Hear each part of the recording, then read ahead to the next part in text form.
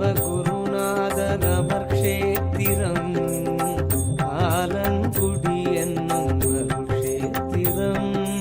ஓம் ஸ்ரீ வாமதேவாய நமக விரூபாட்சாய நமக காபதஞ்சே நமக கட்பாங்கே நமக விஷ்ணுவல்லபாய நமக. விரிசடை அதை வீசி உலகோக்கெல்லாம் ஞானப்பாலூட்டும் குருவே சிவம். நஞ்சை உண்டு அஞ்சேல் என்று ஜகவதை காத்தருளாலங்குடி. தஞ்சை வளத்தில் நஞ்சை நிலத்தில் குருவென எழுந்தாரே பாதம் பிடி.